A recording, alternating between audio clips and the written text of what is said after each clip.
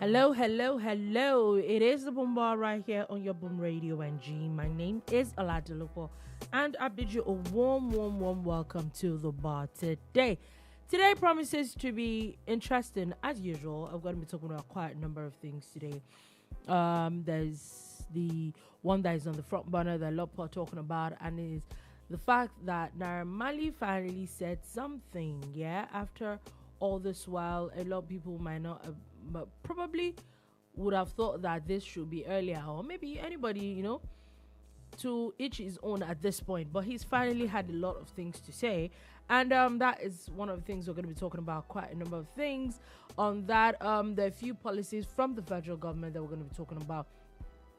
Interestingly, this issue with NCAA and flights and phones, the matter, maybe we can say that NCAA has finally put the matter to bed. We would check on that. There is supposed to be a DNA crisis kind of paternity issue in Nigeria, according to recent reports, and a lot of other things we're going to be talking about today. So sit back, relax, and enjoy the show with us. My name is Oladilupo, and with me in the studio is Shala Rogers. Good morning, good afternoon, good evening. Welcome to the bar. Okay, so maybe because of the the very interesting things we're going to talk about today, we're probably going to start from entertainment, and it's the bar. Gist carries us where the gist carries us. First things first. Naira Marley's, would we say, conversation, because it was a pretty long conversation about his relationship with Mohbad, and listening to his own side of the story. Finally,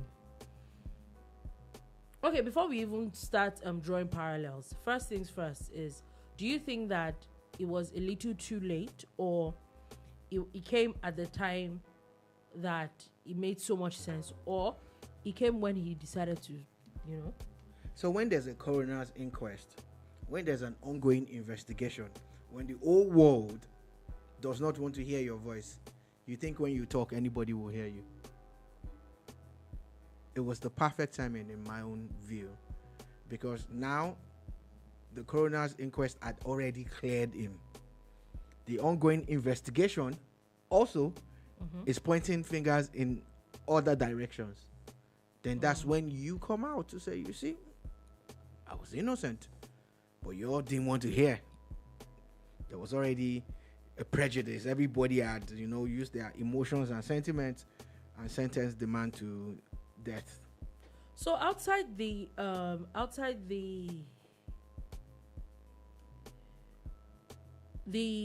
conversation, outside what the courts had to say, because looking back and looking at what he said, would we say that he deserved a bit of the things that the backlash that he got, or people as usual just jumped into conclusions, and he didn't deserve any of what he's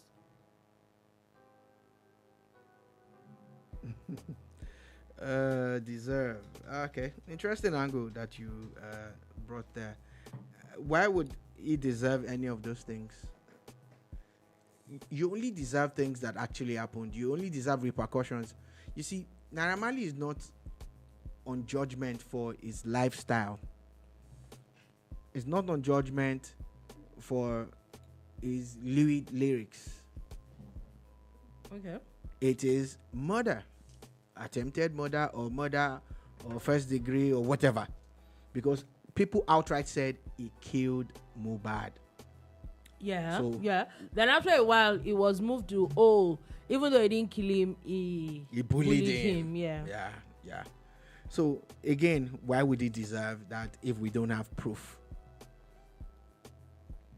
You see, we kept on maintaining here at the bar, when we had looked at everything, and we said it wasn't even in close proximity with the guy. He had not seen him for close to 11. The last time he saw him was October of the previous year that Mohbad died. Mohbad died on the 12th of September. And the last time Naira Marley saw him was October of the previous year. Physically. That's the last time they came in touch with each other. So, okay, did you use a proxy? So, who were the proxies? Who were there? Who were the people that were there when Mohbad actually died? Were those people that he instigated or used as proxies to end Mohbad's life? Is that what we're alleging? So for me, I don't think it deserved any of that, because the bulk of the people who were pushing the agenda, and the same thing happened during the NSAS movement, where once something happens, there's a bandwagon and everybody jumps on it. Oh my God, they killed 1 million people and blah blah blah. And some of the people that they said were killed started turning up to be alive. So again, we might feel a certain way about government and the people that do things, but we should also learn how to decipher the truths, the facts. The fact that you don't like someone does not mean that the person had committed a crime that he was alleged to have committed. And I know a lot of people don't want to hear this. Oh, you are cancelled. The bulk of the people who are cancelling Naira Marley or what cancelled him and his brand never supported him in the first place. That's the truth. And I say this because if you look at his social media, check out the number of followers he had before this so-called crisis, and check out the number of followers he had all through the last 2 years. But he definitely would not, if you even see that interview, he actually lost business. I'm talking about the people that cancelled him, that say, you're cancelling them. The ones that made him lose business, I get that part. I'm just saying that most times when they say they cancel people, it's easy for people who don't support you to cancel you. Oh, I'm cancelling Toyin Ayimaku because she's supporting Tinubu. Yes, you cancel her. But guess what? She's still doing well. Oh, I'm cancelling Jennifer because she contested against APC and APC supporter in Lagos. She's still doing very well. I'm just trying to say that most times the people who cancel people on social media don't really have any powers. Yes, he lost business because he became a pariah of sorts. Everybody was like, they don't want to identify with the brand. He lost shows. I get that. Yeah. I get that angle. But the angle that I was talking about is how his support base didn't go down. Yes, he lost business a lot. But his support base didn't go down because I seen it happen. There's this Twitter war that used to happen between Piers Morgan and Rio Ferdinand. Yeah, and there was a day Rio Ferdinand told people, you know what, go and follow Piers Morgan for the next 1 or 2 hours or something funny like that. Then after this time, unfollow him. And it actually happened. And I'm like, in real time, you saw people, even more people now unfollowed Piers Morgan. You see all those things. I say, okay, this is cancellation at its finest. So again, because we all know now that social media is now some kind of currency, that people use. Oh, followership, views, likes. Those things are now gold. No, they are. They definitely are. But the man was dropping a few songs here and there, and everybody was watching and listening and downloading. But yes, he didn't get to perform like he would have wanted to, and I get that. So at the end of the day, I'm just saying that we focused more on the noise that came from a certain group of people who had a personal axe to grind with him. Yeah, so was it just looking at that now? Then it's now more of the first person to come out to accuse people. People just moved with it. Yeah, again, that for instance, the reference or the evidence that people held against him was the video that Mohbad had made, where he was saying that if anything happens to him, that it's the Malian music and Naira Marley that are behind it.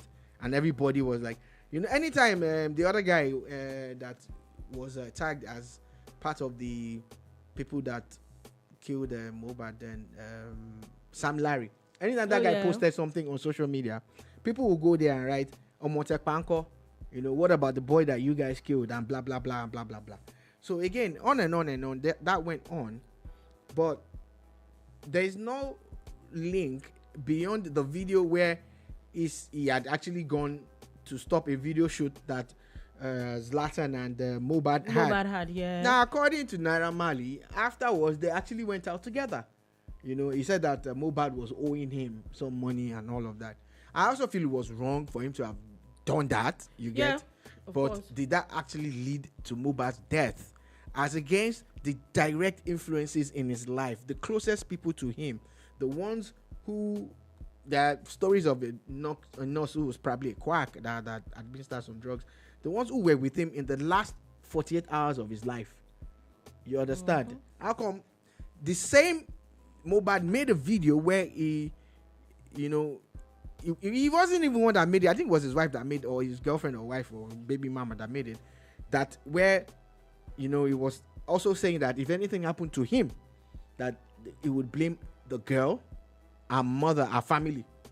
That they think that they can get away with it. They've been getting away with such with other people and blah blah blah blah blah. So if you really look at those if you can say that what he said is enough to say that Naira Marley killed him, then it's also enough to say that the other people in the other video that he referenced also killed him. But so looking at why did you focus on only one side? Watching a bit of that video and watching about the sequence of events, first, even Naira Marley admitting that Mr. Mohbad was on a few drugs here and there. Yeah. And then watching those videos back. Had drugs. Yeah, watching those videos back now. Could we say that a lot of these things that he said, hallucinations and all that, Naira Marley, even his wife, and a lot of things that he said, was it really? I don't think that Mohbad was in the right frame of mind. But it's for the experts to confirm. Yeah, I think that when you really look at those things closely and you really see, because if we really want to be honest, it didn't seem like, okay, like the video that where he was at the hospital, at a point it didn't even sound coherent. Yeah. And and I think this is where I would okay. At this point, sorry, you can't even, maybe I won't say that you totally blame Naira Marley, because I think at that point they were still connecting and all that with the kind of, well, you will say that maybe the kind of people that Mohbad had around him, with the kind of love Naira Marley said that they had. I think that the time he left made him the most vulnerable. Yeah, I kind of agree with that too, because it was obvious that regardless of whatever was going on, at least he was alive. And they had a bit of, at least he had a bit of, would I say, I won't call it control, but at least he had an inkling of what was going on with him and all that. So it almost like as if he had nobody else to look out for him the minute he left. Isn't it interesting that there's proof that most of the initial payments that Naira Marley made as record label boss to Mohbad was not to Mohbad's personal account. And it is alleged to be a female that is even not his wife or girlfriend or I don't know. Mom. Or even his mom, and not that female entirely. Isn't it strange? It was until Naira Marley insisted. Then he now went to get an account. I think it was a Stanbic account or something that he started now receiving his funds from. Isn't it strange? Now, people who said that he didn't want to pay Mohbad's royalties, he said every kobo that is due to Mohbad is still safe. And as soon as the court establish who is the receiver, who is going to be the official receiver of his estate, the person that will administer Mohbad's estate, that he's going to make those payments to them. That every kobo has been kept. Because he also brought out letters, and he talked about when Mohbad went to get a lawyer and they asked for the log, the financial log of their transactions, and he sent it to them. You understand?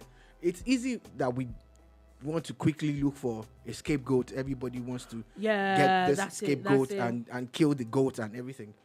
But at times, it takes your attention away from the potential perpetrators, if they were. You understand? I would have even said that whether anybody else was a perpetrator or not, if people were if someone like Naira Marley was put under this much scrutiny, everybody else should have been put under that much scrutiny as well.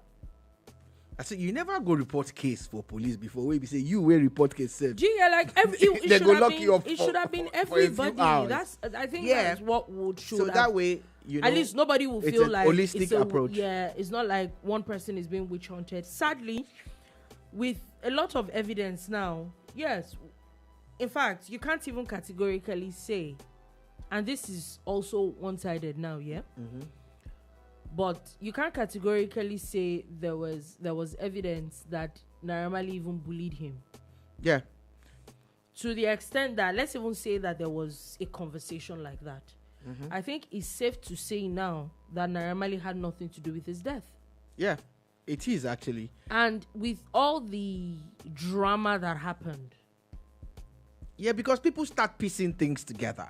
You understand? There was a fight, of course. It was a fight between Mohbad and his then manager, Tunde.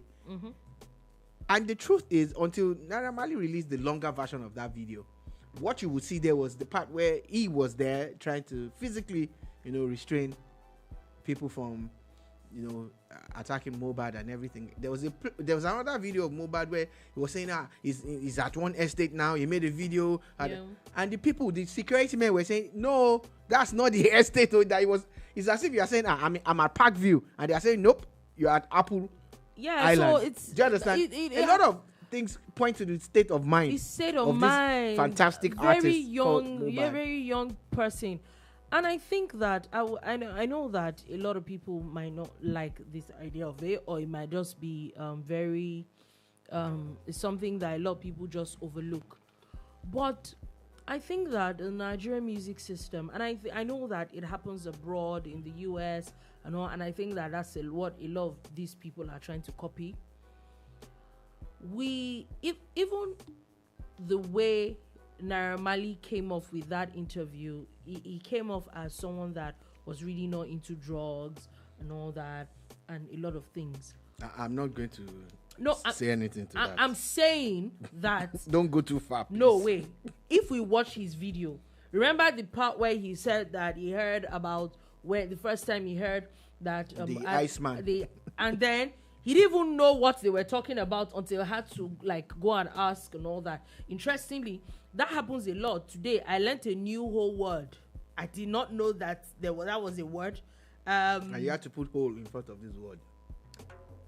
Yes, it's a whole new word. I wish I did not know, but anyway. Whole new word.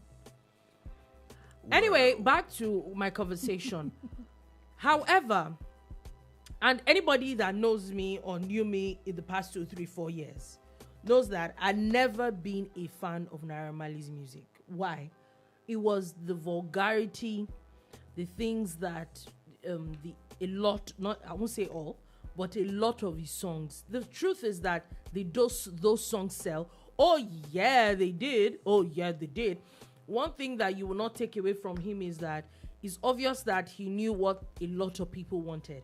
His beats, even though you might not like the song, you might not like the lyrics, but you will not play Naira Marley music now and you won't move. The beat was fantastic. Anybody that knows music knows that Naira Marley knows good beats, yeah? Then there are quite a lot of vulgar things, and this is not just him alone, that we tend to glorify. We tend to glorify sex, we tend to glorify drugs and all sorts of things, which, whether we like it or not, it's a lot of it does a lot to people's psyche and psychology and all that. But then you might not even be involved in it. You might just be looking at it from a business angle. But the people that are consuming your music, I think it's a conversation we need to have. We cannot continue like this and all in the name of, it's just business. It's not just business. We can't continue like this. It might be Mohbad today. It might be somebody else tomorrow. We see the epidemic that that we see NDLEA talk about it every day. NAFDAC talks about it every day. There's so many things that people consume on a daily, and before you know it, there's a song that they can link it to. It's such a sad situation. We need, if your music can go that far and it can affect people's lives that much, maybe it's time to start doing some music that actually help people positively. It shouldn't just be about business. I might be wrong, but I think that that is one thing that maybe we can do better with.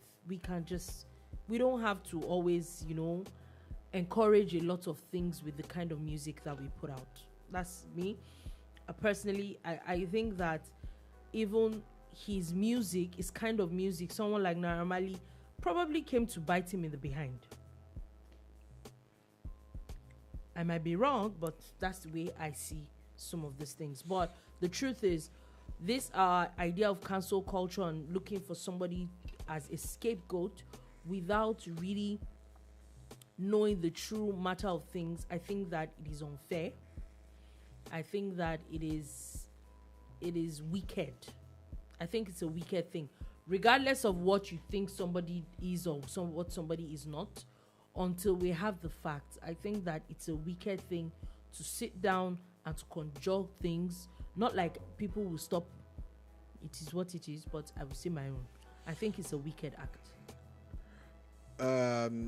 No matter what you do in life, as long as you put it out in the public, you will be judged, you will be analyzed, and you're the one that put it out. We've had people say things about us here too, and hey, life goes on. You understand? Because when you don't say what people want to hear, there was a day we were talking about the government here, and so like I'm going to unfollow bros. It's been 1 year of your unfollowing. We're still here, So what I said that for is that I never pass up a chance to talk about parenting. Train your own child so that these songs do not influence them, as she pointed out, which is something that's actually happening. Can't argue with that. But train your child. Teach them resilience, give them confidence, and show them right from wrong. We can't always blame government. Picture if every child was staying off drugs. Just picture it. Picture if we were not given to vices. Just picture that moment for just 30 seconds or 60 seconds of this moment. Now, you would see how beautiful the world will be. But you see, it's funny, there are conspiracy theories of how the people who want to sell antivirus for your computer will create a virus. It's a conspiracy theory. I'm not saying that's what happened. The people who want to sell guns will create conflict. You get? The people who want to sell clothing, will create fashion trends, and before you know it, everybody jumps on the bandwagon. So no matter what bandwagon that is being created, as long as it does not edify, it does not lift you up, it does not take you closer to your goals, flee. But I'm happy for Naira Marley that he stayed focused throughout that video to break things down with facts and figures, situating things, putting things in context and all of that. And he didn't even throw shades at the people who were obviously trying to bring him down. One other funny thing that I saw yesterday was that there's a radio station, very big radio station in Ibadan, that the owner, there's a video of him saying, they're going to start playing Naira Marley songs again. And this is what I'm talking about. This is where emotions come to bear. Yeah. I can't tell you what to play on your station. I can't. But why did you stop playing it what was in the the first reason? place? Did you have if it was an not official NTBB? reason? Yeah. It was all down to these emotions, all these sentiments that someone killed someone without proof. But that's you're supposed to be a journalist, though. Oh, that same person also had a fair share of his own controversy, and I'm sure he must have learned a thing or two about when the world turns on you. Exactly. There's nobody that is perfect. You're up today, you could be down tomorrow. But please, if you do not have facts about these life-changing things, don't spread it. Don't join them in pushing rumors about saying someone killed someone when there's no proof. Yeah. Anyway, we'll hear a bit more from maybe the Naira Marley's accusers. We never know. Maybe Sam Larry will say his own part. We don't know.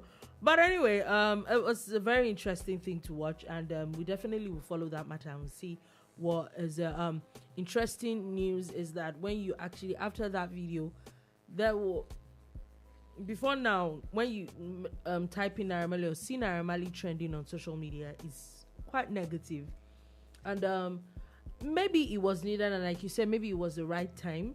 It seemed like people are beginning to accept him a little bit more now. Yes, more accepting of him. Anyway, moving on from that and still talking entertainment, still talking music. As a list that came out yesterday, and it's supposed to be the Billboard Best Afrobeat music of all time, 50 Afrobeat songs of all time. I think it's a great thing that we've all said it over and over again. We can't overemphasize the fact that Afrobeats is getting.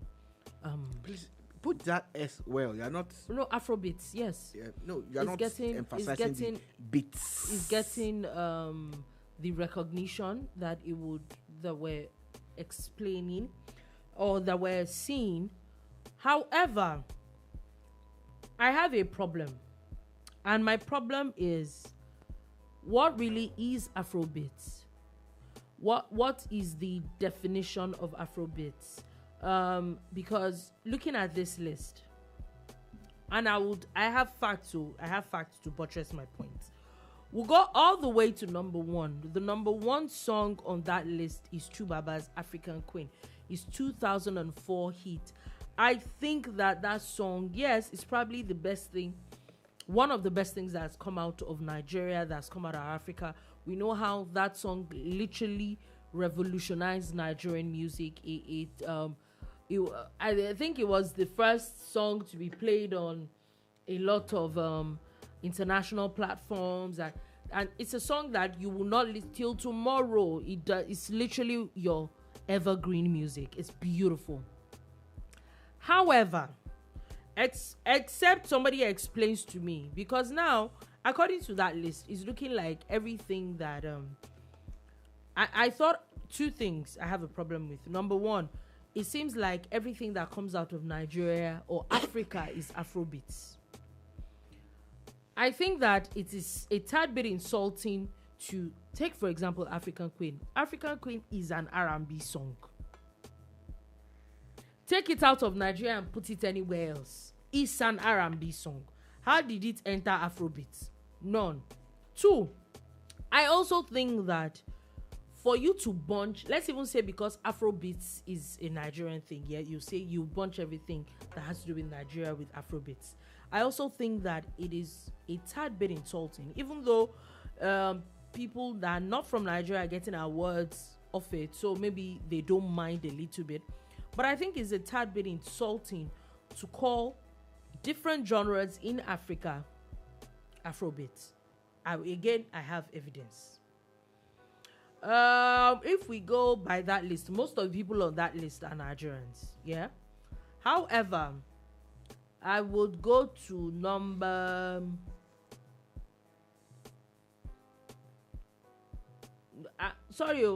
18. Fuse ODG featuring It's Tiffany Azonto. I'm sure you remember that song. It was a huge song. How is that song Afrobeats?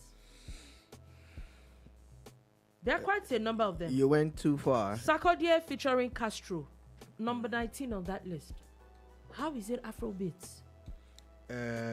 Tyler won the favorite Afrobeats artist award at the 2025 American Music That's Award. what I was referring to. Like, maybe because if you are collecting awards for it, you might not complain. In 2025.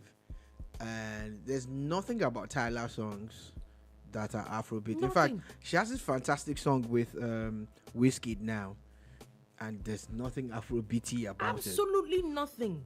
It's sad how the real Afrobeat, the one that Fela pioneered and created, is now more or less in the shadow of these Afrobeats, and it's born out of a lot of laziness on the part of the international music industry, because when this explosion happened, I'm talking about the musical explosion of Nigerian music onto the scene in recent times, it made them just zero in on whatever they picked off the internet and say, oh, Afrobeats. And they created a category for it now, Afrobeats. I'm like, no. There's even the Billboard Awards that we're talking about. You know, the Billboard, they have their own Billboard chart. It's been on for decades. And they also now created, a few years ago, they created the Afrobeats, you know, version of that. And it's, for me, it's actually laughable. I laugh. When Burna Boy pointed it out, people felt it was being arrogant. But it was right, you know. There's something... I think Wizkid also said something talked like about that. it. There's something he talked about. And that is actually the perfect definition of this thing. If you cannot allow African artists to contest for best reggae song in the world, best rap, best hip hop, best this, then it's Afrofusion, because it's a fusion of African music and African sound blended with other genres, and that's what Burna was talking about. And when Weezy talked about one of his albums, I think it was like 2 years ago or 3 years ago, and if you go listen to that album, there's a reggae song, you know, there's R&B, it's very funny. It's a pop-like song there, you know. So again, you bunched everything together now, and you call it Afrobeats, you know. And I know it's a way of celebrating African music, but we're hoping that one day you guys will realize that you're doing it wrong. I also think that it is from our own end as well, that we also need to do these classifications by ourselves. Why? One will think that with more technology and all that, we'll be able to differentiate. However, the older people could differentiate this music. Talk of when you listen to a Fuji music, you can't confuse it with Juju. Nah, these days you will. The original Fuji musicians. I said these days. And the reason why I said that is that most of the top Fuji musicians now have guitars. They have guitars, which is one of the major features of Juju that used to set it apart from Fuji. And some of the Juju guys now have the Sakara. They both share the talking drums. Yeah, they do. But, you know... There are Fuji artists that now have saxophone, you know. I like the modernization. Then it is a fusion. Yeah, I like the modernization. Okay, let's go back to a King Sunny Ade song and a Barrister song. You can't say they're singing the same thing. And you know the funny thing for me was that everybody knew what they were singing, and we all had different classifications for it. Yeah, because they put in the work. Exactly. There was the waka. There is the... It's not was. There is actually. There's the akpala. You can't sing akpala and say juju and it's the same thing. Yeah, could there be a few these days? A lot of artists these days bringing in influences from those things to make other music. Yes, there are some that are like that, which I would say that will fall into Afrofusion. But you can't tell me CK is number 6 on that song. This 1 that song. You can't tell me what is beating in the Afrobeat in that song. Such a beautiful song, that song. Let me give you an example of a song that I would... see, Olufumi, what is Olufumi doing in Afrobeat? What are we doing with ourselves? As long as it comes out from Africa, it's Afrobeat. I might be wrong, but if you tell me Billboard, one of the best Afrobeat songs ever, the freestyle that R2Bs did with Wande Cole, I think it's a fantastic... Because in my head, I might be wrong, Afrobeats is a lot of instrumentation at the same time, and you know, brings out this fantastic sound. Yeah, if you will call that Afrobeats, I might. There is nothing like Afrobeats. I'm sorry. I'm just saying. Even if let's even call that Afrobeats. Which song is Afrobeats? Again, Nice and Gongaso Kutukpa. What are we doing? There's nothing like Afrobeats. I don't know, Sha. Let's leave it. I'm sure that a lot of people are cool that a lot of things. Okay, Wizkid's Thames and Whiskey and Thames Essence. Where Joel, like, oh God, you people are stressing me out. Remember Flavor, a Ashawo remix? That's High Life. That beautifully curated High Life song, you are calling it exactly. High Life is a whole genre on itself. Fantastic music. And we are not going to, so the day we want to bunch new like High Life and like the newer High Life songs, you will not find this song there. No. You will find it in fact, he sings a lot of High Life, and you will say Flavor is singing Afrobeat. What are we doing? Niniola is another amazing artist, and Niniola's genre is not even a Nigerian genre at all. And you will say it's not. But if she gets nominated now, they'll say it's Afrobeat. That's the thing. In fact, she might not. She might be a Nigerian artist, yeah. But people that don't know how you probably think that what's this genre that all of a sudden everybody starts singing, but she had started it. This South African Amapiano. Yeah, but there were Nigerian Amapiano songs that won Afrobeats award. That's what I'm saying. So that's why I said because if you're going to bunch what she sings a lot is a lot of Amapiano. So what are we doing? There is nothing like Afrobeats. So you will now say Amapiano songs there's are Afrobeats. I think it's there's Afrofusion, there's Afro House. If you like, say Afro Rap, Afro Pop, Afro Reggae, because you want to differentiate it because it's coming from Africa. Yeah, no and problem. it's a different but sound. Yeah, there is nothing like Afro beats. If you're going to call her, you say, "Oh, she's." But we don't get choice now. Even us now, we're playing Afro beats. Anyway, on Boom Radio. I've said my own. I've said what I said. Might not like it, but I said what I said. Okay, so I want sending if you want to send a message or you want to call into the program, I don't know why that did not post. It's not posting, but I will post it again. If you want to call into the program, I've posted it now. It's +234 9161 637661 on WhatsApp. You could call into the show, and then we could, have a quick discussion on different things that we have spoken about. Now, moving on from that, let's quickly move on from that. Nigerian fashion designer set a Guinness World Record for 51.2 meter sleeves. Fantastic. Well done. It's nice, but what's the person's name? This I will look for it. All right.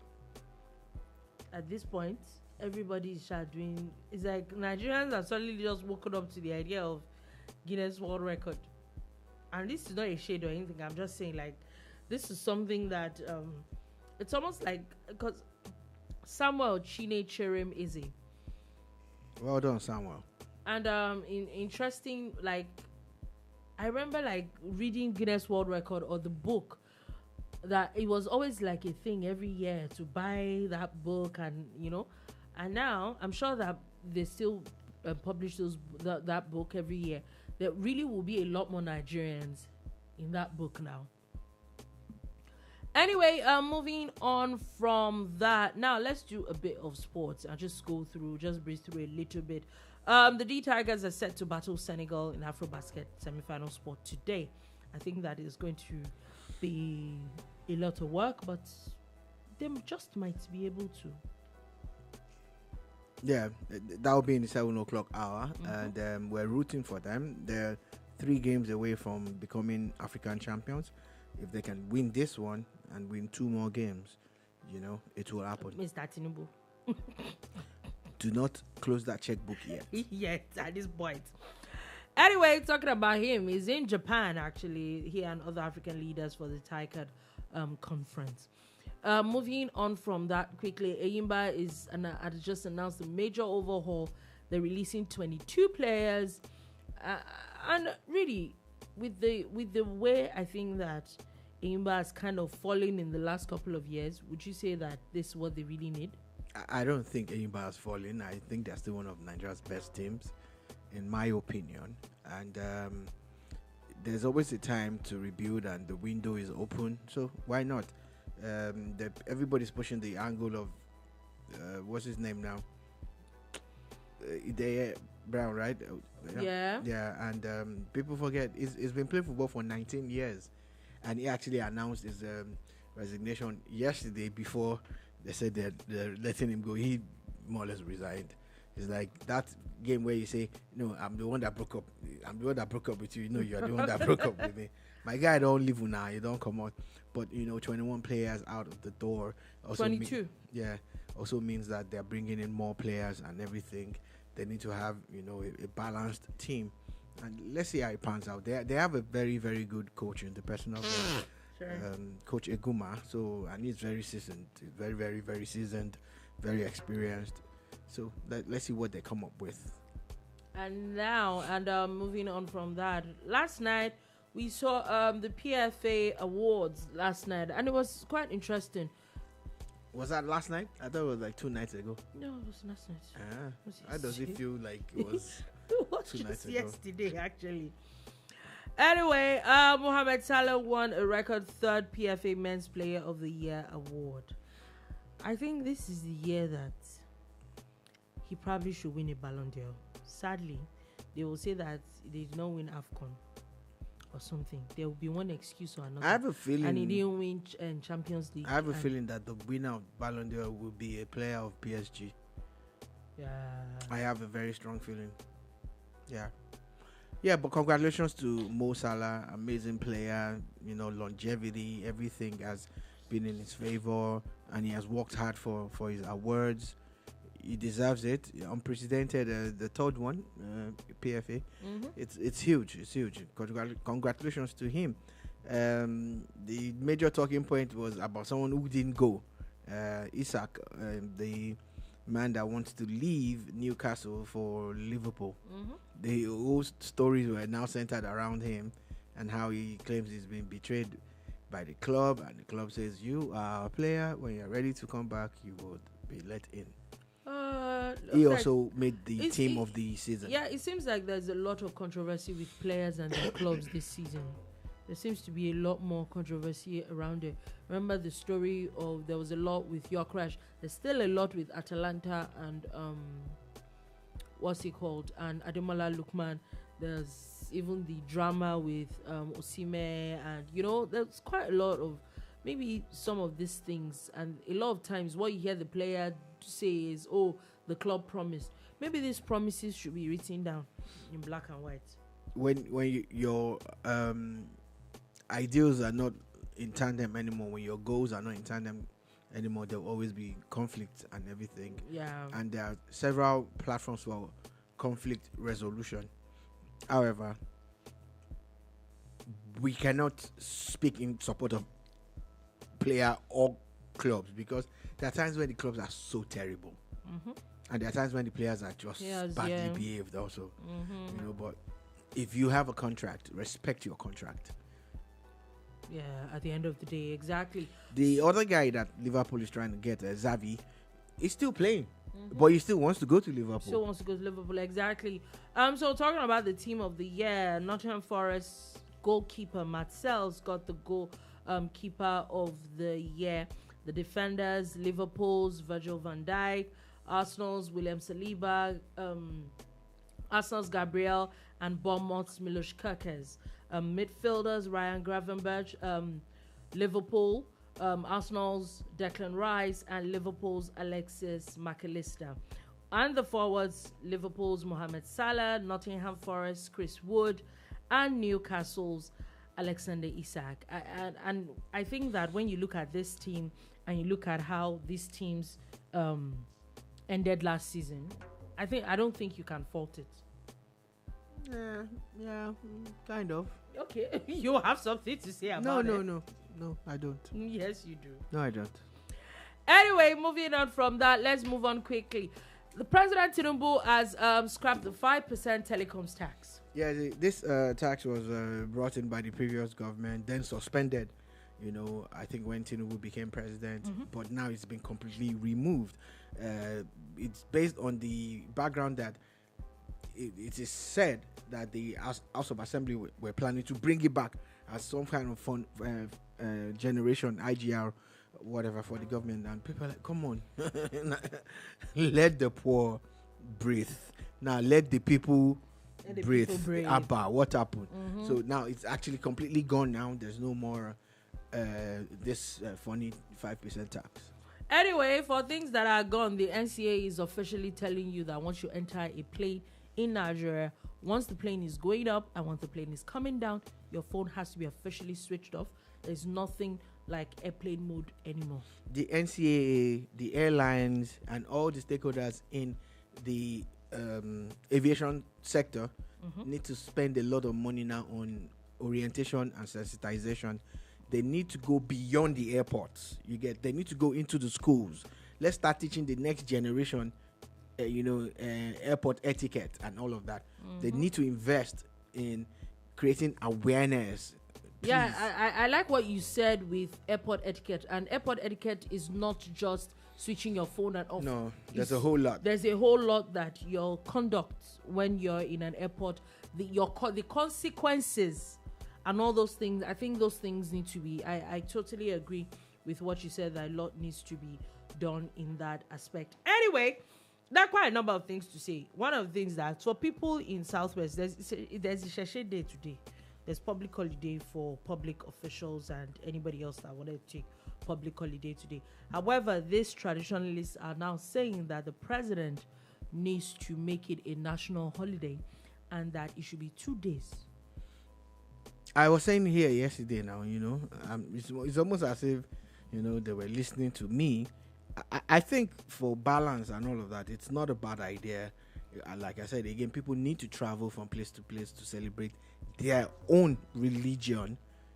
And, I do not begrudge them the call for that. The chance to do that, yeah? The other call that they are making, the Isese people are making, is that all the other Southwest states join them, Ondo, Ekiti. They're asking that the governors also follow what Lagos, Oyo, Ogun, and Osun have done, because yesterday, we just basically erroneously said, the Southwest, and it was more or less Ondo, it was hoping that they would join, but they have strong head like that. They're also asking Kwara, which I doubt, and Edo to follow suit. I think even if you're going to add Kwara, maybe more of Kogi than Edo.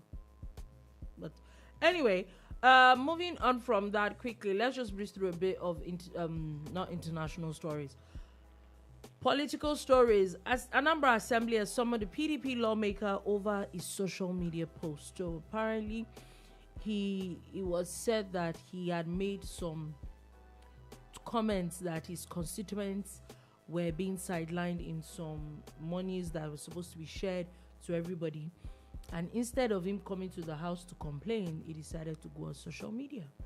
He might have breached a house law. I think he might have, But again, at times,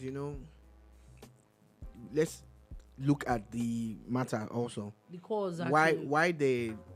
I'm not saying they should not deal with him if he has broken any house laws. I'm saying they should also look at what he's talking about. Okay, makes sense. I think it actually does make sense. Also, I just wanted to chip in. That's how Mr. Governor Fubara will do 6 months at home. Hopefully, his date of resumption is supposed to be September 18th. Hopefully, that's if the president calls him back. Hopefully, there's every indication that Governor Fubara will resume next month, God willing. There's every indication. I keep saying it. I'm just more concerned about governance and how the people of Rivers, are being deprived of their rightfully elected governor. That's what I'm more concerned about. Sadly, it's a to be his. Okay, I shouldn't be laughing.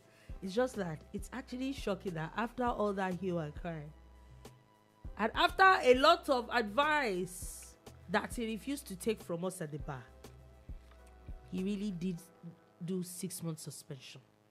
6 months suspension. Sorry, sir. Anyway, moving on from that quickly. Ogun APC has now suspended former Governor Gbenga Daniel. Yeah, there's definitely fire on the mountain for them in APC in Ogun State. It's not a good look for them. He is a serving senator. He has a strong support base in Ogun State. I know this for a fact. And he's someone that can deliver block votes and stuff. So they better put their house in order before it starts to disintegrate, and let it not be from a place where they think they have a stronghold. There seems to be a lot of drama. There's been a lot of issues or rumors around this issue for the past few weeks and months and all that. But anyway, we'll see where all that conversation is going to. Anyway, according to a report, Nigerian women, they have now said in the past, I think 1 year, that every paternity test that has been done in Nigeria, and I think that if we look at that number should be how many of those tests were done. Yeah. But they're saying that out of the tests that were done in the last 1 year, is only 1 in 4 fathers are biological parents of their children. Yeah, it's a very interesting thing. We've had similar discussions here at the bar in the past.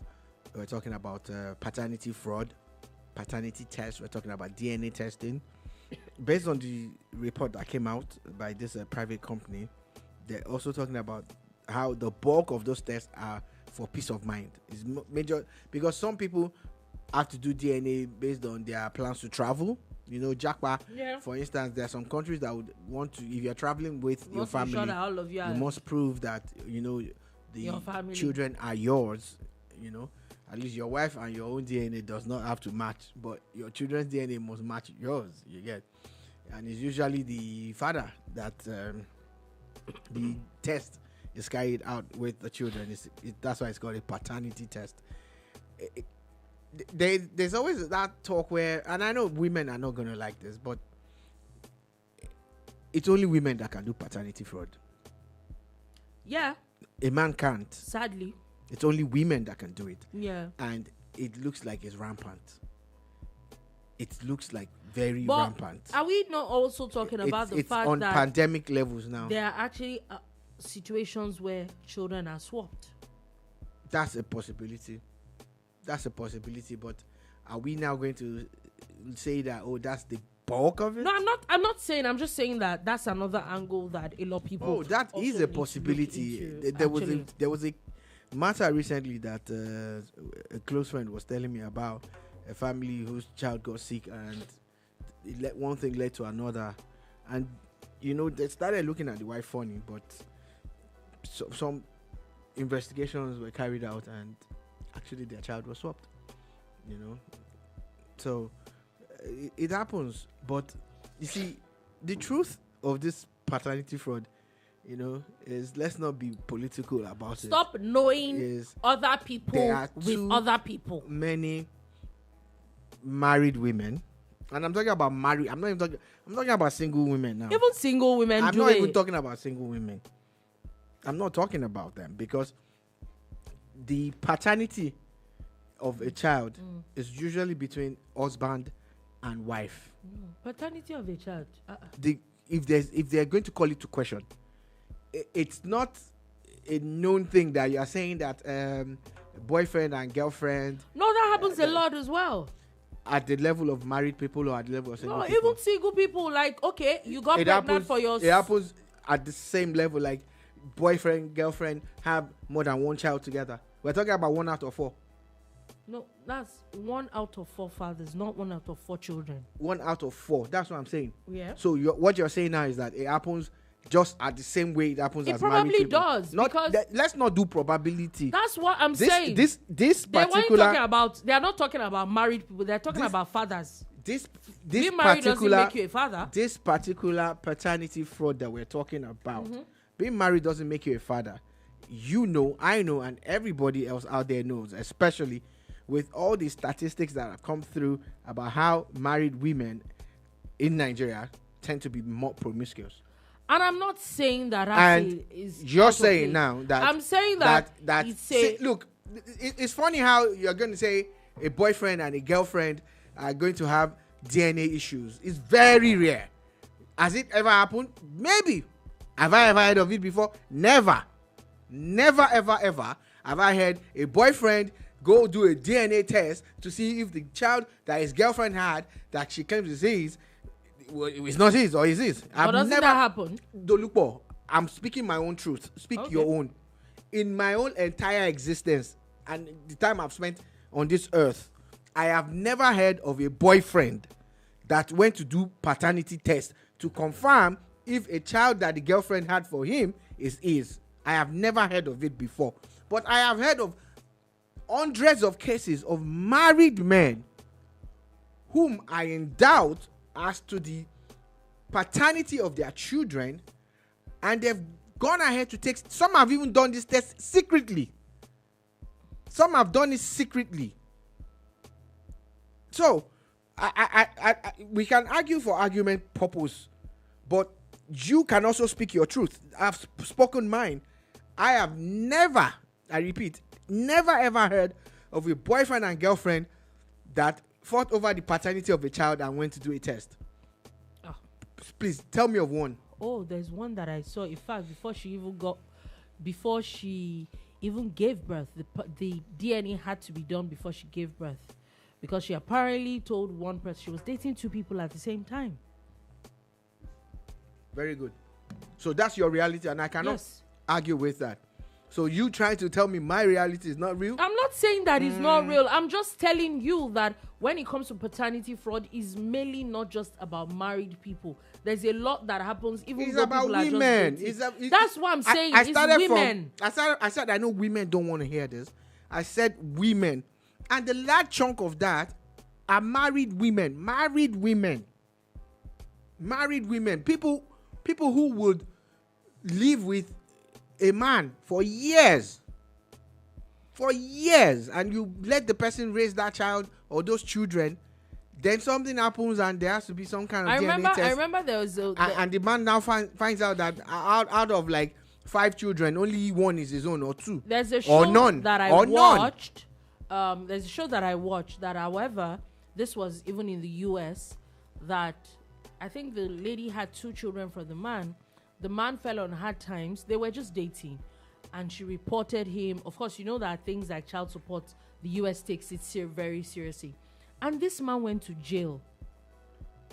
Only for it to come out after DNA was done that he's actually even not the father of these children. And they're not married. Yeah, that's America. It's America. I don't even want to bring non-Nigerian scenarios because this test was conducted in Nigeria by a private company, and it also ties into other, facts and stats that are out there when they talk about promiscuity in this country, and extramarital affairs and all of that in this country. So I like to situate it based on. Yeah, I get your point. I'm also like another thing. In America, there are people who live together for decades and they don't have to marry. They have a more robust way of relationships. In Nigeria, marriage is the ultimate. Yeah. So anyway, it's actually interesting when these things happen. But the only thing is that even with this stats, we also need to report how many people really were tested. What's the number? Remember, we're looking at about 200 million people. So if you're tested, maybe like 5,000, 10,000 people, that's just a drop in the ocean. I'm just saying. If let's go with the 5,000, 10,000 people. If in a country, and the bulk of these tests were carried out in Lagos. So if in a country. So Sammy J says Naira is innocent. Abi. If in a country there are 10,000 people tested in a particular location, and they're saying only 1 out of 4 are the biological fathers. Please, we have a big problem. Anyway, as I said, we have a big problem. But on that note, that is all we'll be able to take today on the bar. Thank you for listening. Thank you so much for watching. We'll be back again tomorrow at 3 p.m. West African time to give you another wonderful edition of the Boom Bar. Do have a beautiful, beautiful day ahead. Peace, peace, peace.